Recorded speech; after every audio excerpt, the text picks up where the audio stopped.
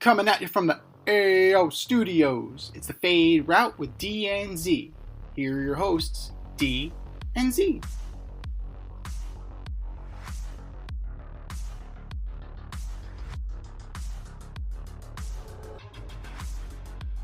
Powered by Riverside FM.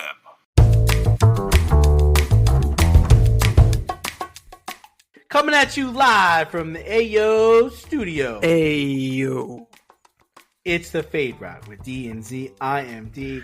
We got a great show for you tonight. Tom Brady broadcasting comes with some rules. Jasson Dominguez staying in the minors, and football will be played in Brazil on Friday. Brazil. But we begin today's show, well, just in case you didn't know, the NFL season kicks off on Thursday. That means our ratings are going to start to go up because we all know everybody loves football. Let's fucking go! The reigning, defending Super Bowl champion Kansas City Chiefs take on the Baltimore Ravens in a stiff test to start the season. So now it's time to make some way to some early predictions. We've ordered them up, but who you got in the playoffs and in the big game? Yeah, so as we know, 14 of these 32 teams are going to make the playoffs. And of those 14 teams, only 2 will make it to the big game. And then once you get to the big game, only 1 will win. Now, we've ordered them up. We've discussed them. We've kind of made our cases and made our reasons. But I'll take it division by division. Oh, okay. All right. So, Chiefs in the West, 1 team. I like Houston in the South, 1 team. Give me the Bengals, give me the Ravens, and give me the Jets and the Dolphins. Dolphins win the division, Jets in second place. Somebody drug test this guy. He's pissing hot. It's the first. You've been talking to Joe D. You've been talking to Hassan Reddick. What are you talking about? It's Tuesday. He still hadn't shown up. Do you mean the New York Jets? Is that the team you're New Jersey referring Jets. to? The Jersey Jets. New Jersey. COVID. Yes, one and the same. I'm on record saying that I don't think the Bills have done enough to remain in the top spot. I think Miami is gonna. Clearly, the Jets have though. Apparently, they have a better roster on paper than the Bills do. They do. They do. Is that construction paper? I mean, we'll see if duct tape in a dream is holding together Aaron Rodgers' leg. So we'll see. My man. But they really, I'm not in love with the wide receiver core for the Bills. So, only time will tell. But I got the Jets in. Second place wild card team. In the NFC, You're looking at the Eagles. You're looking at Lions and Packers.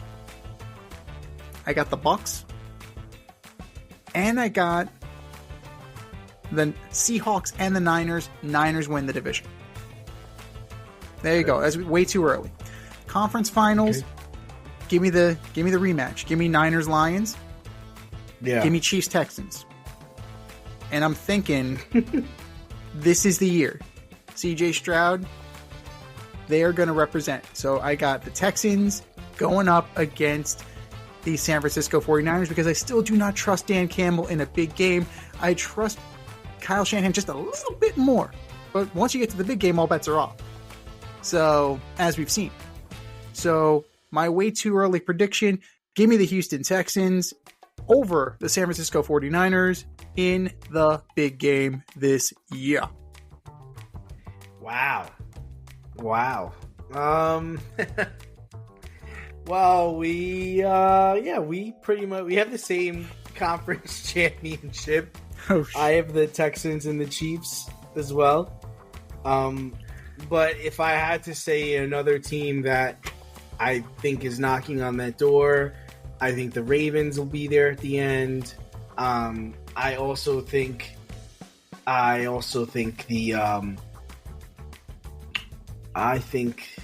the Bengals will also be there in the end. There'll be another team competing. I don't believe in the Jets. I think the Dolphins. It's hard to trust them if they have to go on the road to win a playoff game. So I can't put any faith in that. On the NFC side, yeah, I mean, I just think the Lions are going to get back there. I mean, they've got the recipe. They're hungry. And I think the 49ers will be there too, because I don't think there's a team. This is it. They're all in, right? They're all in. They've spent all their money. They've got all their players coming back. There's really nothing going to stop them but injury. And I think ultimately, that might be one of the things that happens is towards the end of the season, players might get broken down, people might get hurt, and they might have to go to Detroit to play in the championship game. I don't know about the Seahawks, but I think the Bucs are going to surprise some people. I think they're going to put up some points, and I think they're going to play well. But ultimately, I do have the Lions getting there, and I have the Chiefs getting there. So I think it's the Chiefs and the Lions in the big game, and I think the Lions take it. I think I do think this is their year. I mean, he's got them hungry. I mean, Dan Campbell's a great coach. They probably should have won last year. If it wasn't for one or two coaching things or one or two plays that didn't go their way, they were going to be there. They were going to be representing the NFC, and there's not a lot of teams in the NFC that could really hurt their chances or stop them. So that's what I got. That doesn't worry you, though, that Dan Campbell hasn't learned his lesson? I mean, because Dan Campbell, effectively, his decisions going on fourth down, just coaching with his balls instead of his head, essentially cost them a spot in the Super Bowl last year. So that doesn't worry. I'm just hoping that it cost him last year, and it makes him make better decisions this year. And I just don't think there's going to be any real competition for them. I think the Packers are going to be good, but I think they're about a year. They're a year away, just because they haven't played. I mean, the game they played against Dallas last year was amazing, but then they came up short against the 49ers. So I do think the Packers will be playing well too. I'm excited to see what they're able to do. I like Dan. I like how he gets his guys to come and play. They play hard for him.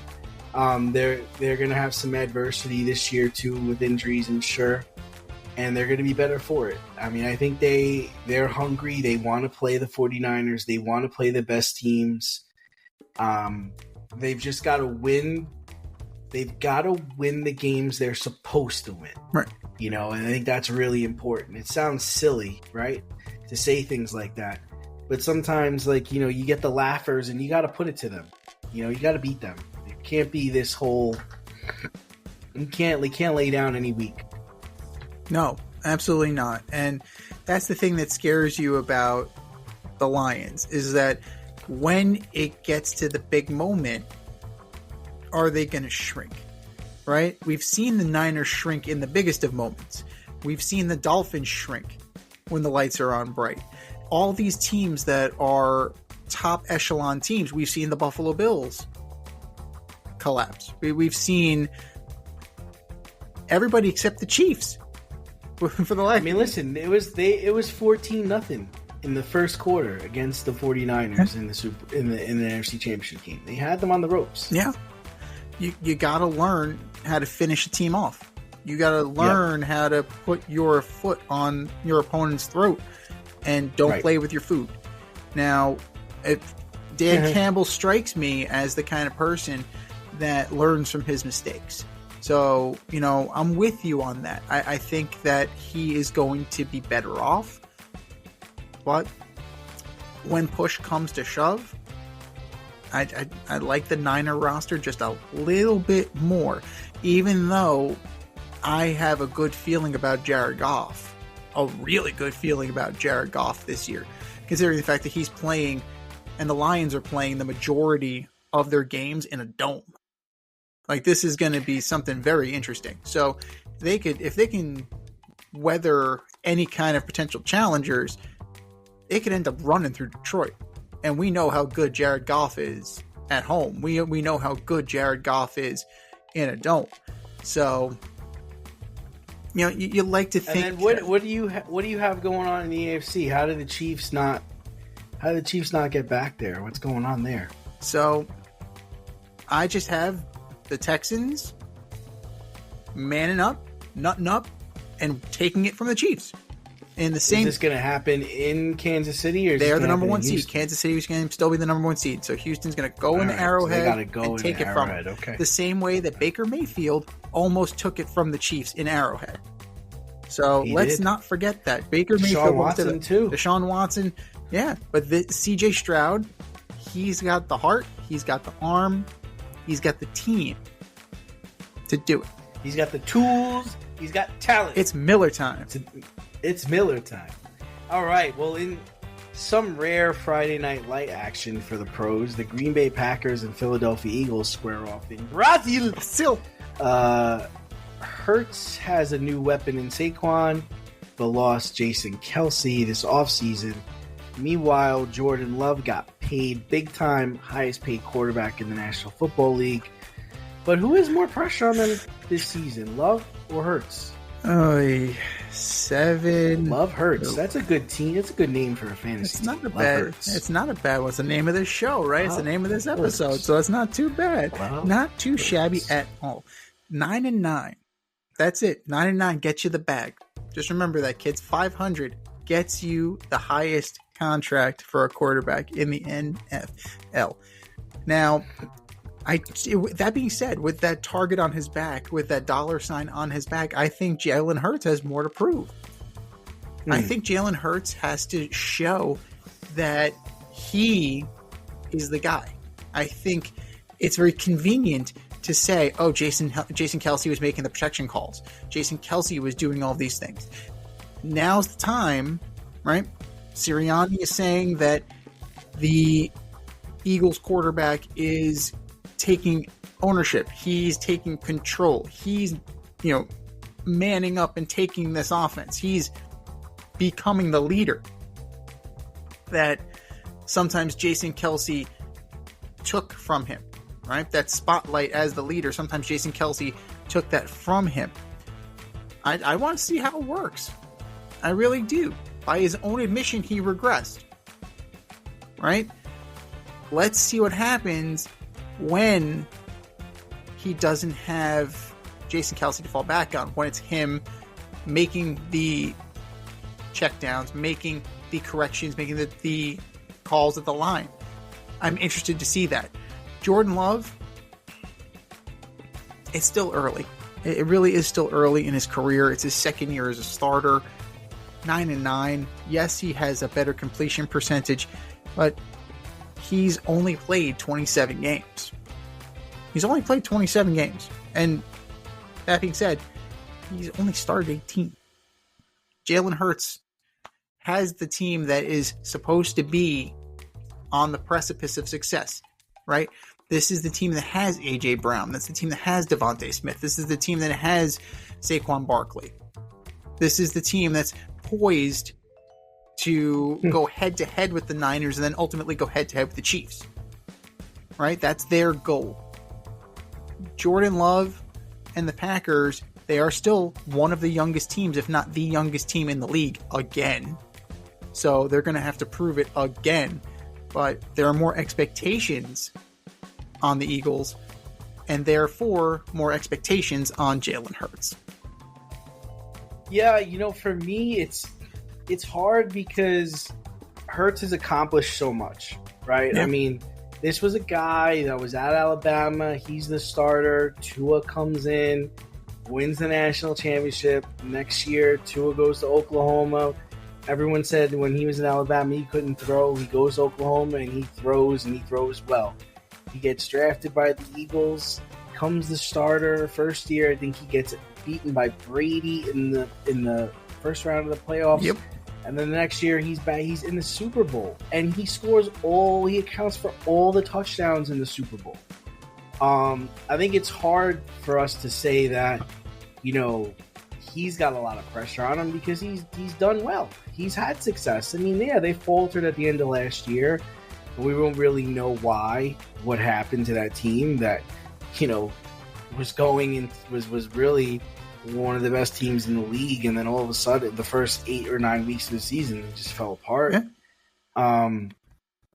But I think it's on Jordan Love. I really do, because He's got this big contract now. He goes into Dallas last year, blows the doors off of them. The expectation now is you're the highest paid quarterback in the league. You really should be getting to the NFC Championship game at the very least. You're going to tell me that the Detroit Lions are standing in your way? Nobody wants to hear that garbage. You're going to tell me that the Minnesota Vikings are nothing in your division. No. The Bears got a rookie quarterback. So you should be winning the division. And then when it comes to, getting to the Super Bowl, you should be able to compete high with a team like the 49ers because the Lions almost beat them, and you're supposed to be better than the Lions. Supposed to be, but they're not. That's the thing. Like you're what you're saying to me, it's not true. Well, I'm saying it because if you're a person that lives in the Midwest and you're an NFC North fan, your whole life the Packers have been better than the Lions. There's no way you're going to accept that, the Lions are going to stop us from getting to the Super Bowl or winning the Super Bowl or winning the division or making the playoffs. No way, man. No way. We're the Green Bay Packers. It all starts and ends with us. And I think that fan base, too, is a lot more rabid and a lot more unforgiving than the Detroit Lions are. I mean, the Detroit Lions, they've had no wins.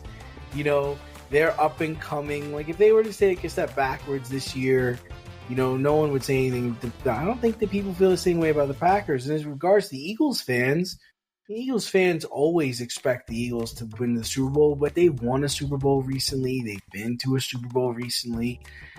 They just lost Kelsey, who is probably their best offensive lineman. They brought in Saquon, and I think people have high hopes on how that's going to work, but how is that dynamic going to work? You're going to be giving him the ball now on the goal line instead of Jalen Hurts? And what does that do for Jalen Hurts' game? So, I'm not sure. I really do think Love has a lot to prove. They both have a lot to prove, just for that specific reason you just said. Like, what is this offense now? What is it? Is Saquon Barkley a goal line back? You're not paying him like a goal line back. You're not paying him like Mike Tolbert, right? You're not paying him like John Kuhn. Like, you're paying him to be a bell cow, and bell cows get fed. But that alters the structure of your offense, because guess who else needs to get fed? A.J. Brown needs to get fed. Devontae Smith needs to get fed.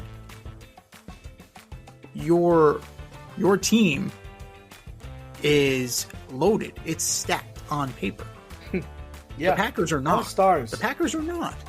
Young. A lot of young kids. A lot of young kids. Team. Dobbs, Watson. Yeah, absolutely. Like, they have potential. There's a lot of potential on the Packers team. And they hit. They hit on Jordan Love. Right? So that's my thing. Like, they're still going to be the youngest team in the league for a while. The more ready to win, the more win now team is the Eagles. So, like, Howie Roseman's been going all in since what? Nick Foles? Like, since they won the Super Bowl? Last 6 years, they've made some moves that we're competing. We're competing. I mean, their offense is stacked, dude. Yeah. Like, they have two number one receivers in Devonta Smith and A.J. Brown. They've just got Saquon Barkley, who was a former second pick in the first round. Yeah. They've got Jalen Hurts, who's a champion and who can do it all. He can run, he can throw, and then on defense, they can compete at a high level. Yeah. They can shut people down.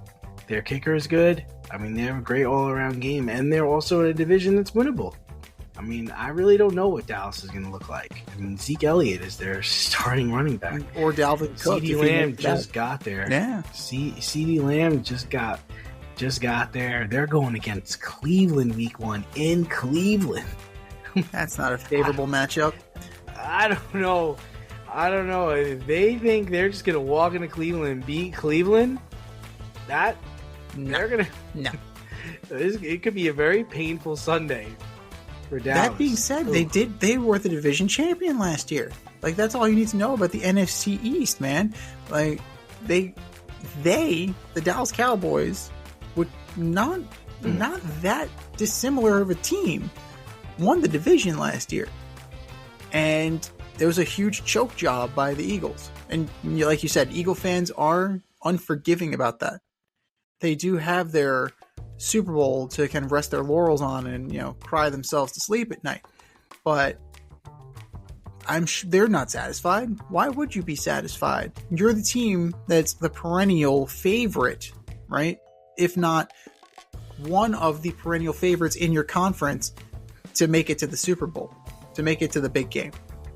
There's unfinished business there, more so than with Green Bay. Do you love brownies? Of course you love brownies. And if you're looking for delicious gourmet handcrafted brownies, then look no farther than Sweet Life Brownie Co. Chef Tommy D and the crew offer a dozen delicious delights that you will crave. From the classic OB, to Dutch Apple, to my personal favorite cookie jar, Red Velvet, and many more. Check out their Instagram at sweetlifebrownie_co for their Friday brownie drops. Every Friday at noon, you see what they're making. Or give them a call at 845-641-3043 and tell them a D&Z sent you. That's sweetlifebrownie_co on Instagram, Sweet Life Brownie Co on Facebook, 845-641-3043. Sweet Life Brownie Co. Because there's always room for a brownie.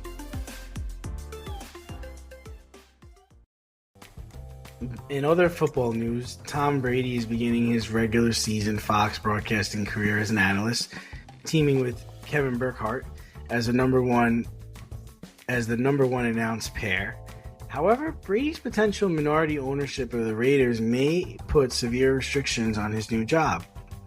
If you were Tom Brady, what would you do? I heard about all the restrictions, and this is like, how is he even going to do this? He can't go to production meetings. Nope. He can't go to the other team's facilities. Nope. He can't interview their players. Nope. What are we doing? What are we doing? Am I the only one who thinks this could actually be kind of cool?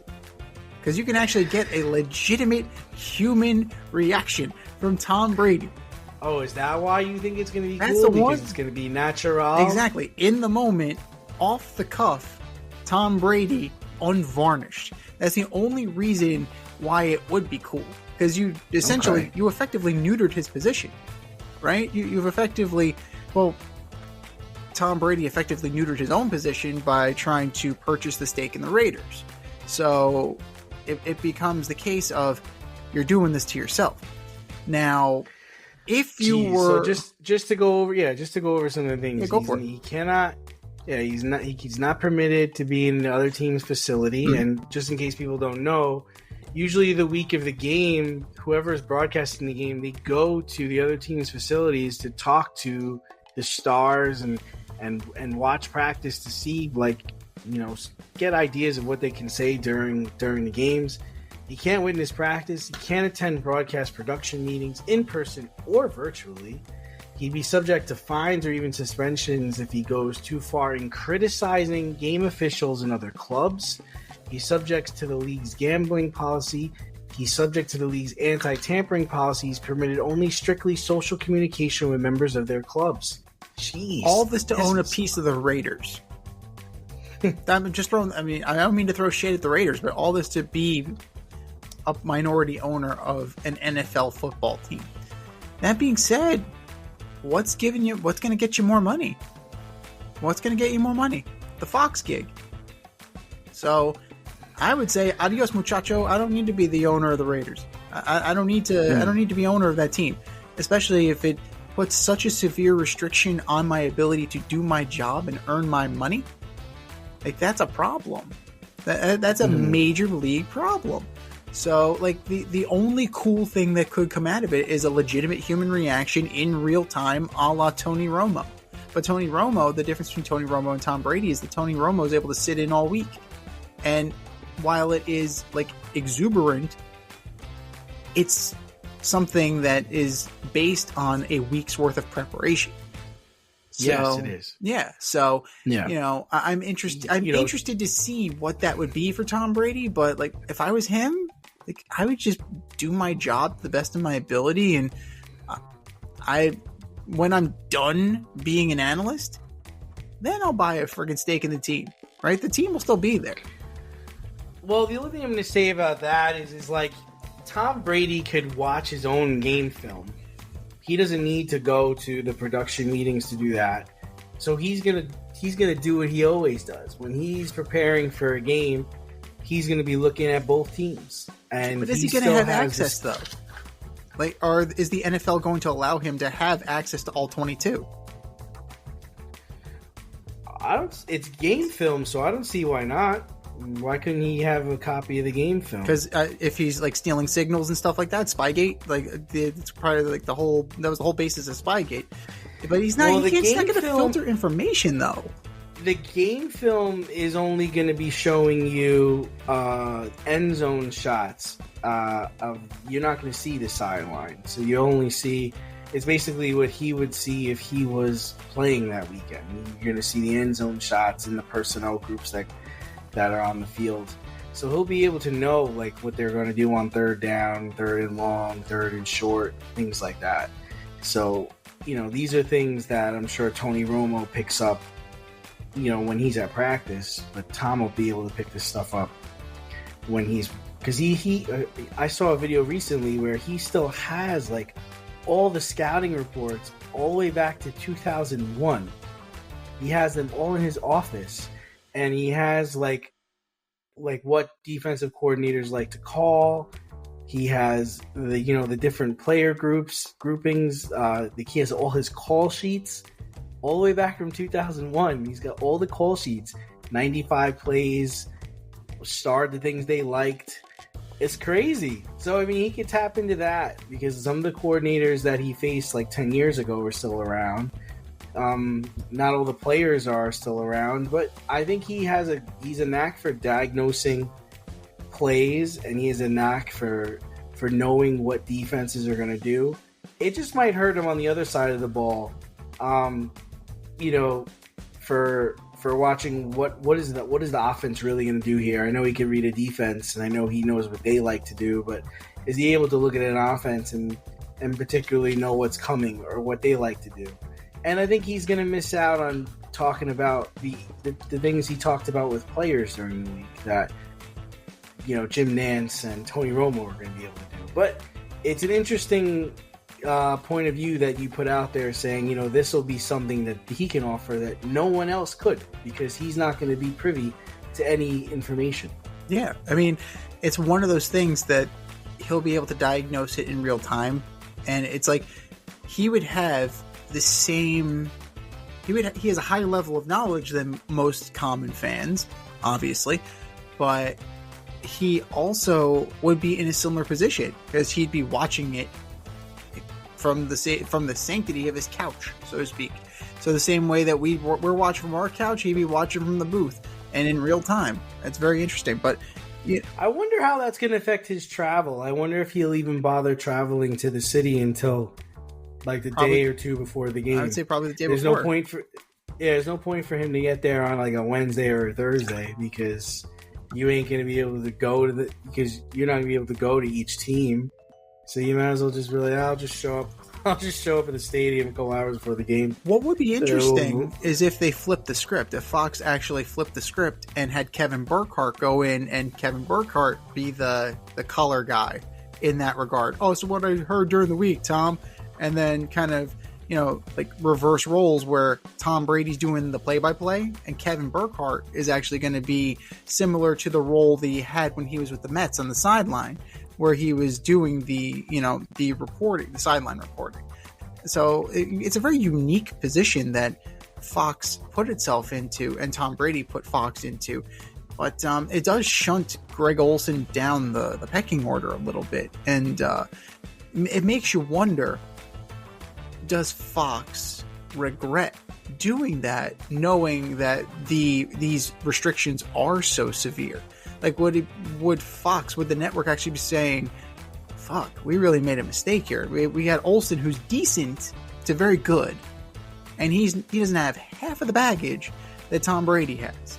Are we wasting our money? Do you like here? Olsen? I'm not really an Olsen fan. Are you an Olsen fan? He's all right. I mean, he's all right. He doesn't really do it for me. He doesn't really do it for me either, but he is unencumbered.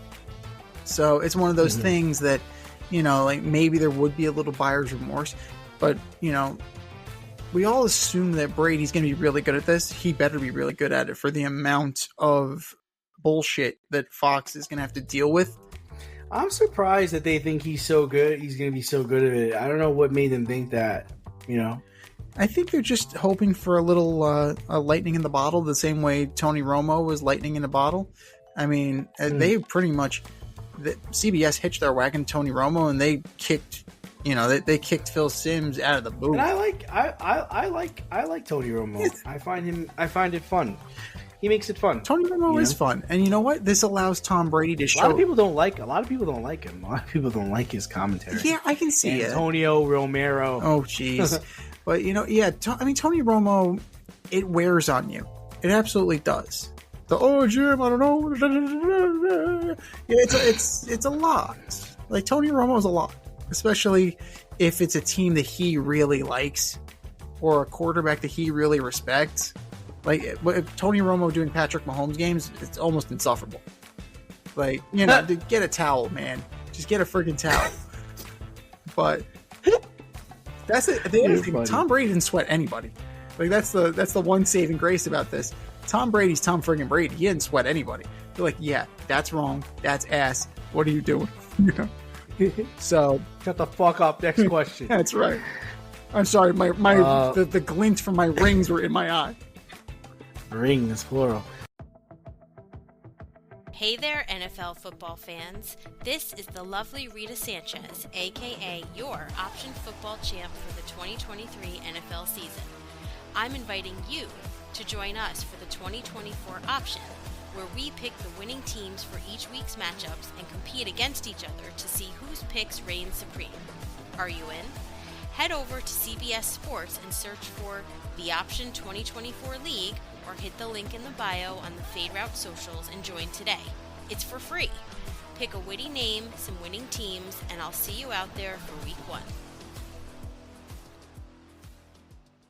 Well, from the NFL to college football, as the New York Times reported that top-earning college players at Power 4 conference schools take in approximately $10.5 million a year, with quarterbacks making about $820K. Thanks, Nil. Is it game over for every other school, and how long can this sustain itself? Nil is right. That New York Times article is very, very good. If anybody has a chance to read it, it's really insightful and just talking about how money is being devved up in college football and college sports. It's unbelievable how much money people have to just give it to the alma mater because you want the football team to play better. Wild shit.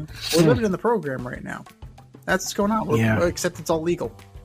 This is blue chips, but it's all legal. Yeah, it's wild. It's the Wild West, man.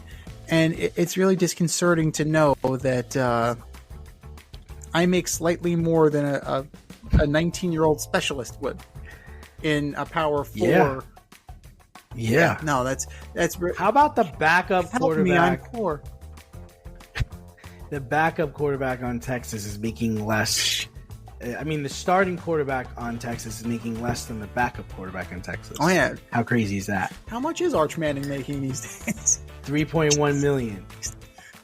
And I think Ewers is making 1.4. It's absolutely insane. Which is weird. It's weird. Like, it just presents a really difficult dynamic. And I don't think they realize the damage they're doing, because college is about to become the NBA, right? It's where even if you're a B player, you're making big bills. Yeah. And the problem is like, you're just going to get to an area where it's like, hey man, if you don't give me the money I'm looking for, I'm not playing. I'm not going to play. I'm not going to play at a high level. And then it's like, what are you going to do? These are 18 and 19-year-old kids. Like, I mean, think about like when we were 18 and 19, if we had that much money and the attitude we'd have and how we would feel about ourselves. Oh my God. I mean, how is that getting toted around in the locker room? Like, how's that working out? Are you personally giving linemen like $10,000, $30,000 if they protect you really well on a given day? Is that shit happening? Getting the Rolexes? I don't know. Like, how is that working out? Like, if you're a center and the quarterback's making $3 million, like, dude, you better throw me some money or I'm not protecting your ass. Right? Yeah. Like, how's this gonna work? I don't know. It's not. Eventually, it's got to implode. You figure that these numbers are going to get way too out of hand, especially like Texas. What are the actual championship expectations for the University of Texas football? Not much. They're expected to be good, but it's Georgia, it's Alabama, it's Michigan. Texas maybe will come fifth in that conversation. And they're shelling out all this money to Arch Manning and Quinn Ewers. Right. And Ewers, it's like, shit, if I knew I was going to make less than my backup, I would have stayed at Ohio State. So, it's one of those things that this is not, you can't sustain that's it. The other it's thing impossible. is, like, you're just going to be getting paid and you're going to bounce around between different colleges to get the money that you're looking for. Yeah. And at the same time, you're not really earning an education. Like, don't get me wrong, I think the college athlete is special, and I think what they're able to do on a football field is incredibly dynamic. But it's not dynamic to the point where you're going to be making more money than you and I have made in the last 10 years just because you can throw a football 60 yards and you're not even playing. Right. And thanks to NIL, this really does kind of put a bow on a lot of schools. It really limits the amount of schools that can do this. Because according to the flow chart that we have here, if you want a top flight running back, your starting running back is going to make about $340K. Your starting number one wideout is going to make around $610K. Your one and offensive lineman.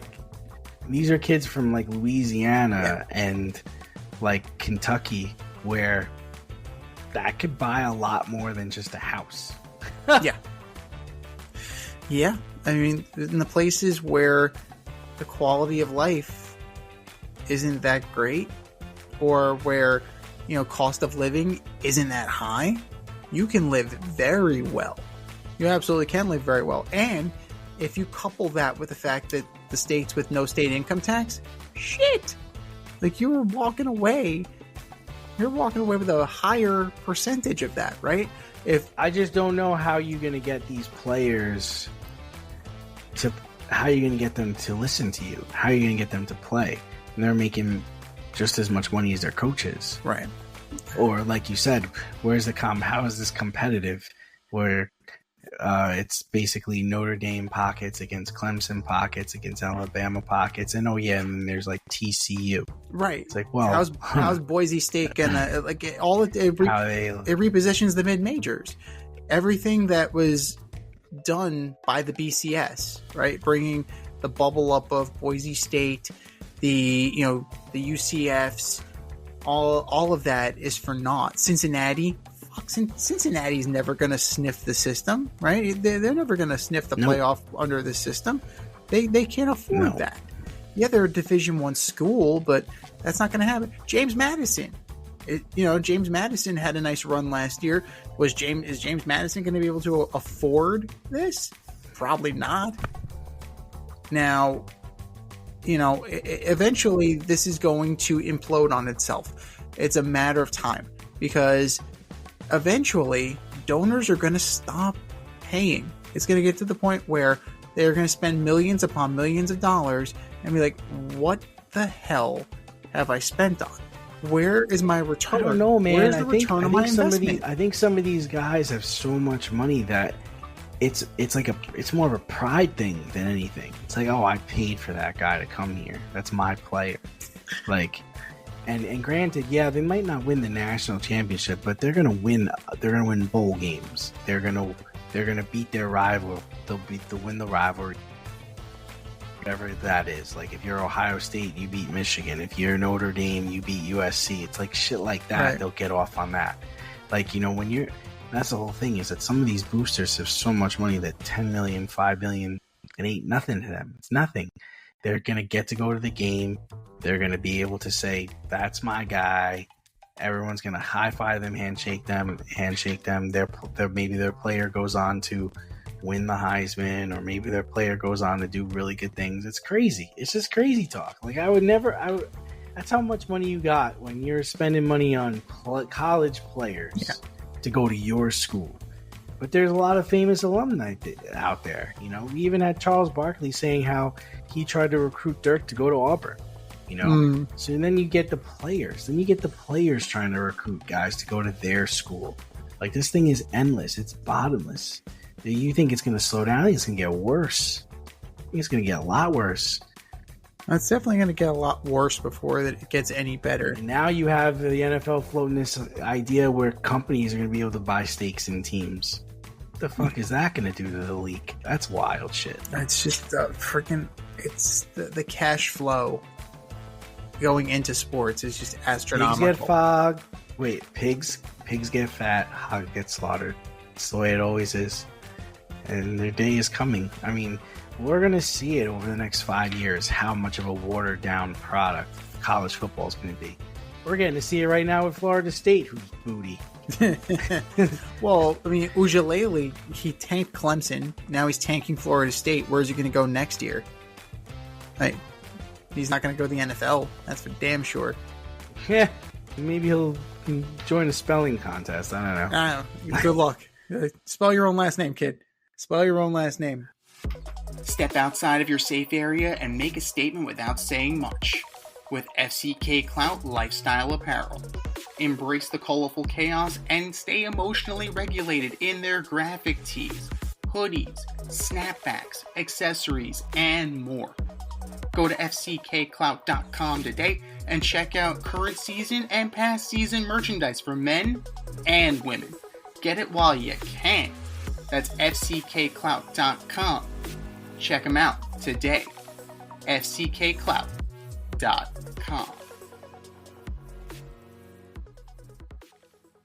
But going over to the Diamond, and speaking of kids, the calendar has turned to September, which means MLB roster expansion. A notable player remaining in the minors as of right now is Yankee outfielder Jasson Dominguez. The Martian is being passed over in favor of playing Alex Verdugo, keeping Trent Grisham and Duke Ellis around. Who?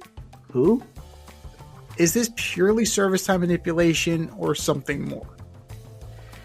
I think it's the Yankees just fucking up his career, right? They just do a great job of doing that, right? I mean, look at Clint Frazier and how they ruined that poor kid's fucking career. He's about to be the next Clint Frazier. Like, if you're not going to play him, fucking trade him. Like, get rid of him. Like, he's been ready. He was ready 2 years ago. The fact that he's still down there, I've been talking about this guy's rookie card for like the last 3 years, and he can't get up here and play enough. It's just like, how much longer are you waiting for this whole dream roster to come to fruition? Like, let's go already. I don't get it. I don't understand it either. Now, he's still young. He's a kid. But last year, I mean, he didn't really show you that much. 229, 4 homers, 7 ribbies, and 35 at-bats. Right? So he hit some bombs. 8 hits, 4 of them were homers. That's impressive. The rest of it, not so much. Like, he's got a lot to work on. And I understand the Yankee fans are starving for this kid to be up there because Alex Verdugo is such ass right now.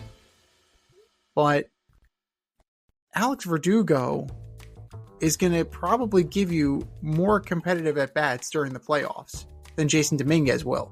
We saw Jasson Dominguez in his one game up here, and he looked completely overmatched. So yeah, but give him a chance. You're not giving him a chance. He looked overmatched. He's not playing every day. Let him come up here and play every day. He's more talented than Alex Verdugo. The kid down the block who's 13 years old is better than fucking Alex Verdugo at this point. What is he batting? 223? He's hitting the low 200s. Yeah, he's trash. He's booty. That's why Boston was like, yeah, take him. Good luck. Yeah. Well, the real issue here is that they have their replacement for Juan Soto when he inevitably leaves because the Yankees aren't going to pay him $700 million, right? Hey, what's it going to cost? What's it going to cost? For Soto? It's going to cost 13 years, $750 million, It's right? tough because, he doesn't pitch. I understand why Ohtani got that contract because he's a two-way player. Like, Soto is like 650. Like, I mean, it's high. 13 years? Yeah, it's high, dude. He's only 25. Like, that's the scary part about this, is that it's going to cost you a shit ton of money and a shit ton of years. You're probably looking at a similar structure to a Bryce Harper contract, where he's not getting a no trade. Like, you're stuck with him for 13 years as he inevitably declines, and he probably ends up at first base, and he probably is a hell of a first baseman. But that's gonna. But you still have 4 years of prime Soto. Yes, that's where he's going to earn his money. But that's where the Yankees are going to be like, hey, we tried. Oh, but we got Dominguez. The guy you wanted, he's here. And then something will happen, right? You invoked Clint Frazier before. You're not wrong. They gave Clint Frazier the keys to the kingdom, and he was done, right? Between the injuries and the lack of production, he didn't live up to his end of the bargain, but they did not help that kid at all. And they're running up against it with Jasson Dominguez too. They're absolutely doing that. And to use Alex Verdugo as an excuse, and to use Trent Grisham as an excuse, and who the fuck is Duke Ellis?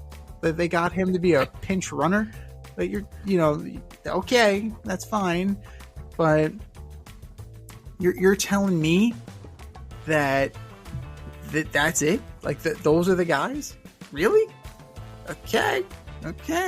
But, it's absolutely ridiculous to think that that's what's standing in his way. So it feels very much like service time manipulation, because the longer he's down there, the longer you have control of him. And the downside of that is that the longer he's down there, the longer teams have to look at him, and the longer he's gonna languish, right? Because they're trying to say that. They're trying to say that at least down there he's gonna play every day. But dude, he can fucking play every day right now. Like, what are you talking? Not for long. The season's. I mean, the AAA season's not gonna. It's gonna end soon. It's you probably got another few weeks left. So what are we really freaking talking about here? Like, he's going to provide you with a switch hitter. He's a switch hitter. He's got pop. He's got an arm. He's got what you need. He's the potential shot in the arm. He is the potential shot in the arm. But I don't know. We're definitely we're in that prospect hugging portion of the show with Brian Cashman, right? He hugs prospects. It's who he is. Is it going to get him fired? No, it's not going to get him fired. No. They're in first place.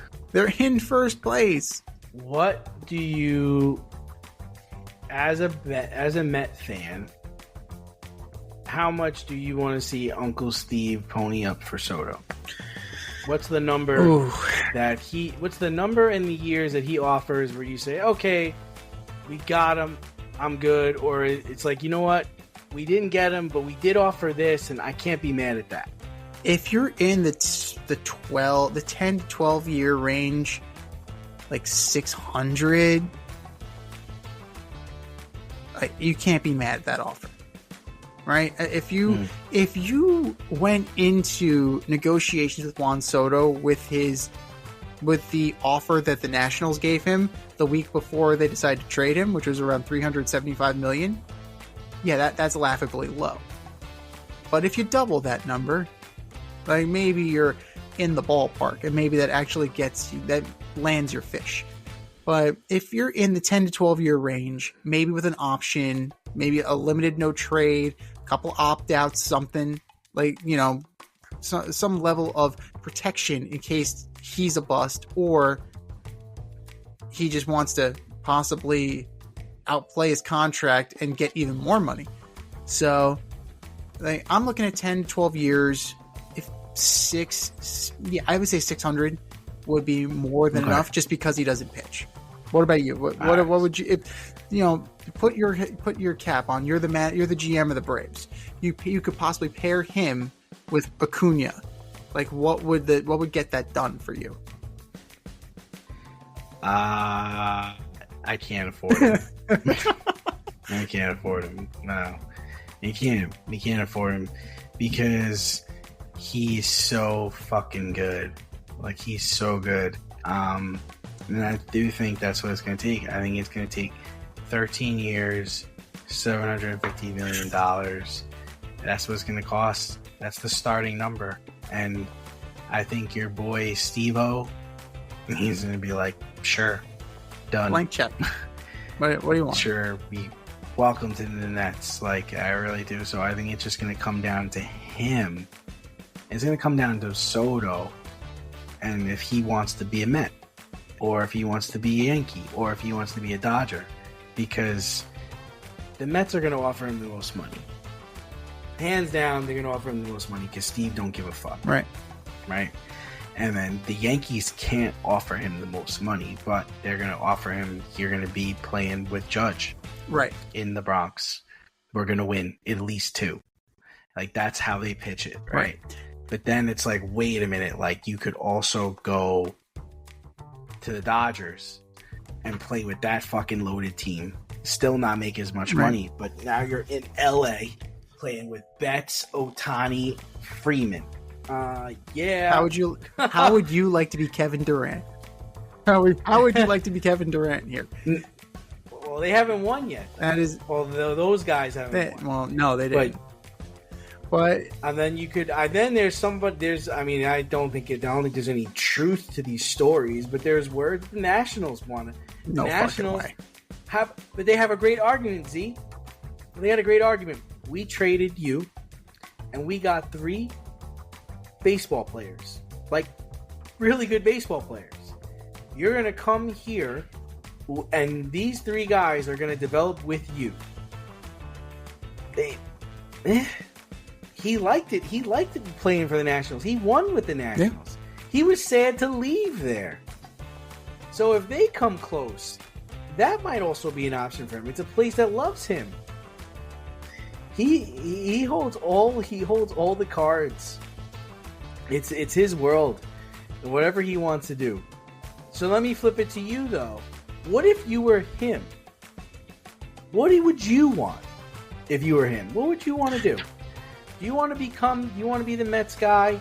You want to be the highest paid player, and you want to be the highest paid player in professional baseball and be the Mets guy? Do you want to stay in the Bronx and win at least 2 championships with Aaron Judge and live the life of luxury as a New York Yankee? You want to go West Coast and play with Ohtani, Freeman, and Betts on a team that's already won a World Series? But you want to go home. You want to go back to the Nationals, the team that drafted you, the team you won with, and enjoy playing baseball there. What would you want to do if you were him? As sentimental as it would be to go back to the Nationals, I don't think their pockets are deep enough. I really don't. For me, because they need to. They're like, we give you 10 years, $500 million. That's cool, but and you're like, who else is here? You're like, no, there's nobody else here. Like, I get that C.J. Abrams is there. I get that James Wood is there. But James Woods is good, man. He's good. He's really good. But you know what? It's not a ready-made team yet. And I'm taking up not. And I'm taking up the lion's share of the money. That becomes a problem. So Nats are out. Now, on the flip side of that, the Dodgers have all the fucking money in the world and they know how to spend it. But I don't want to be the 5th option. I don't want to be fucking Kevin Durant. Like, I want to be the guy. Like, I am the guy. Just, I want to be paid like the guy, and I want to be treated like the guy. So, to me, like, I don't see him going to the Dodgers because he's like the 5th wheel. He is. So that becomes very interesting.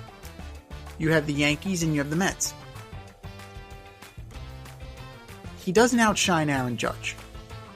Like it's Aaron Judge's team, right? Much in the way that Alex Rodriguez could never outshine Derek Jeter. It was Derek Jeter's team.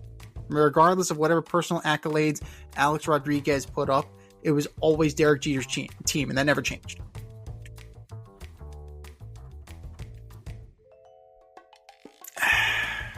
I think that there's a better chance of the Mets becoming Soto's team with the blessing of Francisco Lindor. Then What about Pete? Pete's gone, man. If you're signing one or the other, you can't afford both because you got to pay Nimmo, you got to pay Pete, there's a lot of guys on this team, and Uncle Stevie's got deep pockets. He doesn't have that deep of a pocket.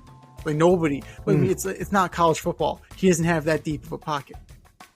So that's going to require a little bit of a sacrifice, and the polar bear is probably the guy who's going to get sacrificed. But who can afford me? Who's willing to pay me the most money at that point? I don't think that Steve Cohen is going to be denied. I really don't. I really don't think so. Right? Like, this isn't a situation like when he came into this league and he just like puffed his chest out. I'm going to get the best of everybody, and then everybody stonewalled him. Like, you can't do that with a free agent, right? So Juan Soto likes New York. Clearly, he likes New York. He likes money. he likes those two things. Who can give him the most? The Mets. The Mets can absolutely give him the most. The Yankees will give him the experience. The Mets will give him the money. Ultimately, I think he's going to choose the Mets. I think you're right. I think that he's going to take that money and just take it to the bank. And I don't know how many championships that necessarily delivers. Because these huge overpays aren't exactly delivering championships lately. So, I mean, it remains to be seen. But then Jasson Dominguez will get to play. So, that's awesome, I guess. Congratulations, Martian.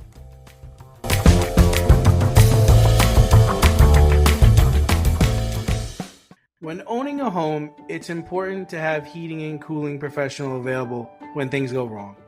Air Care Technicians is a veteran-owned HVAC company servicing the Westchester area.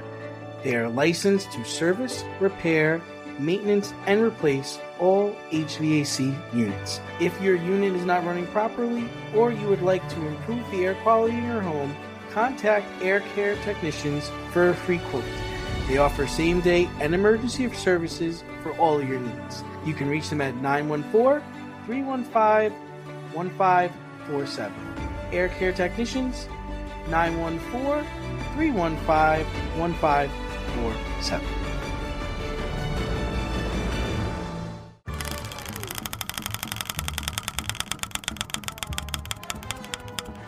The wheel route.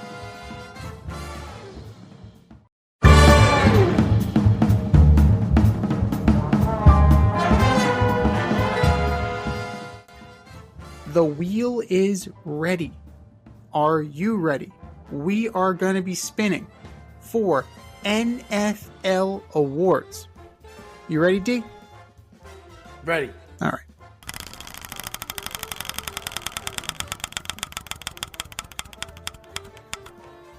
Who is going to be the NFL MVP? I am going with Stroud. I think he has a phenomenal season. I think he doesn't have a sophomore slump. I think he gets his team to the AFC Championship game. Ultimately loses to Patrick Mahomes, but I think it's a quarterback award. I can't imagine any other quarterback getting it. It is quarterback award. You're absolutely right. The top three I had written down: Mahomes, Jared Goff, CJ Stroud. Now, you can give Mahomes the award every year in the same way that you can give LeBron the NBA MVP. LeBron. You absolutely could do that if you were so inclined. I think this is the year. I said I was very bullish on Jared Goff. And I think this is the year he lights it up. Majority of his games are in a dome. He plays very well in a controlled environment. That team has something to prove. Jameson Williams has a chip on his shoulder. I think that Jared Goff is going to be your NFL MVP. Not only that, I think Jared Goff is going to lead the league in passing. There you go. You heard it here first. That Lions offense is just waiting to explode. They have unfinished business. They're hungry. They're pissed off. And it's going to come from the top down, right? It comes from Dan Campbell to Jared Goff, and Jared Goff is going to take it out on everybody this season. All right. Spin it again.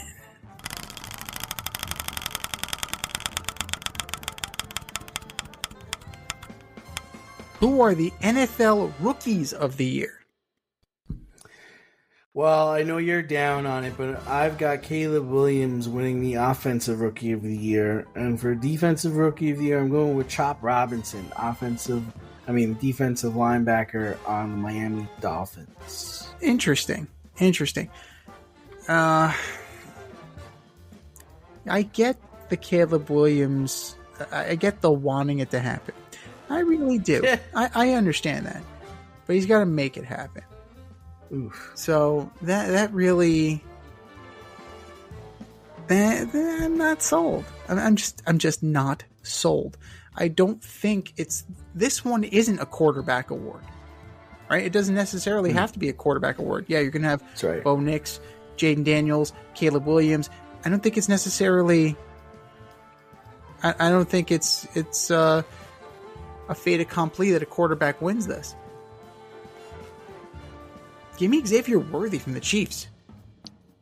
Yeah, I think you put him. Does he have to have double-digit touchdowns for that to happen? It's possible.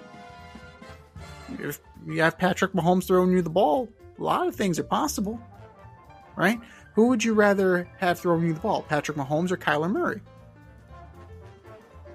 Patrick. Yeah, exactly. Even though Marvin Harrison's going to get a lion's share of the targets, I think Xavier Worthy is going to be in a better position. So, give me Worthy for that.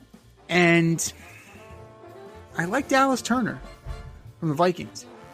Solid outside linebacker, speed, length, flexibility. He's got a shot to be special, right? So, we'll see. And he's going to get plenty of opportunity with the Vikings since there's really not a lot going on there. So he has a chance. He has a chance to be a game breaker very early on in his career. All right, spin this thing one more time.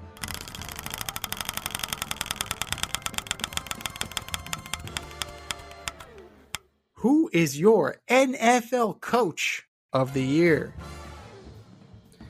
I'm going to go with Mike McDonald of the Seattle Seahawks.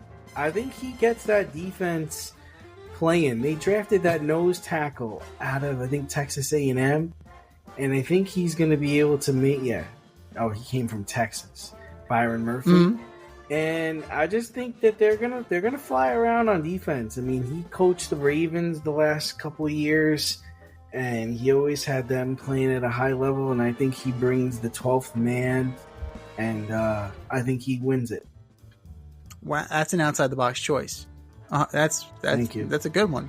That's a really good one. That's what I do. It's what you do. That's what I do. Well, never mind, he's a former Raven, but that's fine. We'll go with that. I didn't even notice. Yeah, I gotta say, like, who's gonna be the D'Amico Ryans this year, right? Who's gonna be that guy? Who's gonna take that team that's improbable? Very well, it could be McDonald. It could be. Yeah, I like Dan Campbell. I really think that he's going to learn from his mistakes. Dan Balls Campbell. So there you go. The Danimal. Campbell. I think that he's got something to prove. Right? He's got a chip on his shoulder because he was being questioned last year about his decision making. And I think he's going to stick it up everybody. I think that they're on a mission. And I don't think you can deny the Lions of that mission.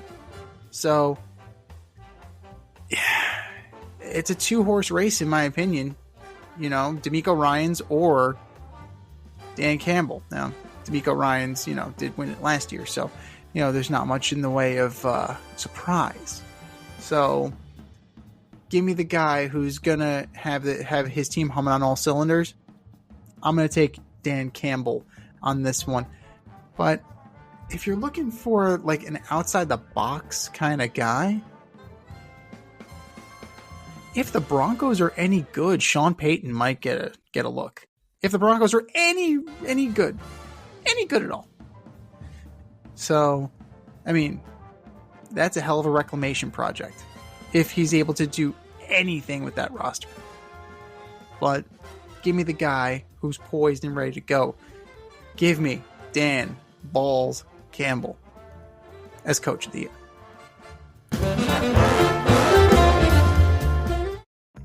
Your favorite podcast has its own merch line now. Go to the Fade Store with DNZ.com today and check out our releases in apparel, accessories, drinkware, and more. Ever wanted an Alleged Superstar t-shirt? We got those. You want some yoga pants? We got those too. And we're not done yet. We have a lot of exciting collaborations and new products on the way. But check out what we have now at the Fade Store with DNZ.com. That's the Fade Store with DNZ.com.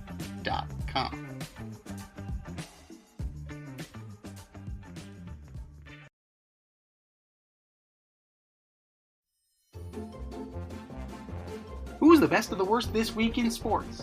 The Fade Store presents the Alleged Superstar of the Week Award.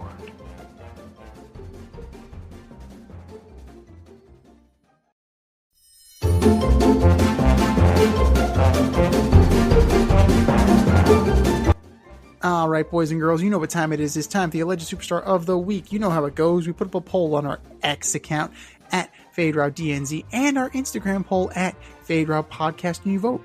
And you vote, and you vote, and you vote. And the winner of said vote gets a shout out on this tier show and takes home the coveted ass trophy. And do you know who took home the coveted ass trophy last week, D? I don't. The Born Texas Little League coach. Can't be getting kids hurt. You just can't be doing that. Absolutely not. Kid says he's hurt, you take him out. No questions asked. But that was last week. This is this week. Who are your nominees for Alleged Superstar of the Week, D? All right, so first up, I've got Florida State, Oof. better known as Booty. Opening up against Georgia Tech, they lose 24-21. Then this past Sunday, they lost 28-13 to Boston College. The ACC's a joke. Florida State's booty.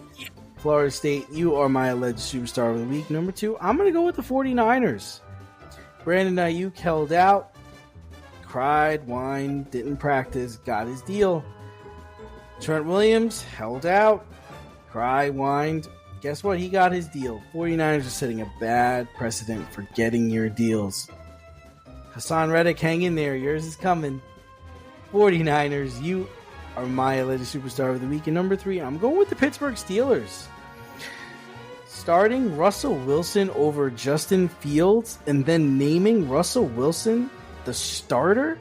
This is something that took you all week to name, and he not only becomes the starter, but then he's a captain. He's been there for 5 minutes and he's the captain. Not only will he start less than 10 games, but then he's not even coming back next year. So your captain is going to be a backup quarterback this year. Mike Tomlin, you're better than that. Pittsburgh Steelers, you are my Alleged Superstar of the Week. What do you got? Hassan Reddick might get that deal from the Niners if the Jets are smart. That would be that would be great. Maybe a 3rd round pick, send him out to San Francisco, call it a day. They're gonna wait until after the game. That'd be great if they traded him there before the game and he just tears it up that first game. We had to remove Aaron Rodgers from the turf with a spatula, and now we just sent Hassan Reddick to the San Francisco 49ers. We wish you well in your future endeavors. The 49ers should just call just to break their balls this week. That's why I could never be a GM, because I'd be like, hey, what do you guys want for Hassan Reddick? I'll offer you a 1. just so they have to say no. Fuck you, man. Because they can't fucking trade him. They'll just hang up on me. It's like, John Lynch, line 1. Fuck. Hey, John. Hey there, Joe. What do you want for Reddick? Nothing. He's our guy. I'll give you a 1. I'll give you a 1 and a 2. He's our guy. Where is he, Joe? Is he even in the state of Jersey? He might be. He's from Jersey. I don't know. Oh my god, this is a fucking shit show. Your Mets are jacking this game up right now. Oh, my. Bases loaded, nobody Goddamn out. Shit show. Goddamn shit show. Well, my first alleged superstar nominee is Yulia Putintseva. That guy. Russian tennis player at the U.S. Open. Not exactly the best look out there. Unhappy with the ball girl. The ball girl bounces the balls to her. She just lets the balls bounce off of her. And it's just an absolute bullshit. Showing up some kid for what? Like, it's so disrespectful that a person's doing their job, but you have such little respect for them that you're gonna just disregard them and just let the ball hit you and just move on. It's just a joke. Like, just be a professional. Whatever happened to being a professional? Yulia Putintseva, you are my alleged superstar of the week. Number 2, the Pittsburgh Pirates. Moving O'Neal Cruz to center field, despite having never played there. Never, ever. Now, the kid's got a cannon. Throws routinely over 100 miles an hour. The problem is that usually it's past the defender at first base, or like in the dirt, or who knows where the fuck it's going. Usually it's past the first baseman, against the screen, and just he's not quite a butcher because Ellie De La Cruz has more errors than him, but it's close. My problem with the Pirates is, why are you doing it now? You probably should have done it sooner. Or you wait until the off season. Just way to throw in. Is playing the outfield hard? It's not hard. Tell him why. It's very incredibly hard. It's very hard. It's absolutely, and center field of all positions, right? It's not like you stick him in the corner. There's a lot more range there. There's a lot more nuance to playing center field. Like Jazz Chisholm learned eventually, but it took him time and reps. And not. This is not going to end well for Mr. Cruz. Pittsburgh Pirates, you are my alleged superstar of the week. Hey, here's a radical idea for O'Neal Cruz. They mentioned it on PTI, and I think they're right. If he throws 100 miles an hour, put him on the fucking mound. Oh my god, how about that? Better teach this kid some control before he kills somebody. And then, number 3, Ted Unkel. Who? Ted Unkel is an MLS official.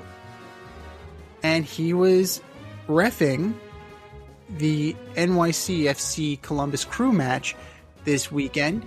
And in a pivotal moment in this game, he essentially set a pick against Julian Fernandez of NYCFC, resulting in ultimately the game winning goal. So there's that. And then on top of that, when Julian Fernandez tried to move Ted Unkel out of the way, or try and get around Ted Unkel and accidentally put his hands on him, he was given a secret red card. To the point where the broadcast team on Apple TV acknowledged they were playing with 10 men. No announcement was ever made. No graphic was shown. Nothing. Just like, oh, NYCFC showing a lot of heart playing a man down. Like, what? When that happened? Who got kicked out of the game? What the fuck are you talking about? All because Ted Unkel is a clueless putz. Ted Unkel, don't play favorites. You kind of can't do that and be an official. Ted Unkel, you are my alleged superstar of the week. I think we said our piece. Go to our X account at FadeRouteDNZ and our Instagram poll at FadeRoute Podcast and vote. And vote, and vote, and vote. And for our nominees. You're better than that. Just do better. Just do better. This has been the Fade Route with DNZ. Thanks for tuning in tonight. Catch our podcast on Wednesday nights on Spotify, iTunes, iHeartRadio, or wherever you listen to your podcast. So until next time, stay fade, everyone. Time for us to run the go route. We'll talk to you next week.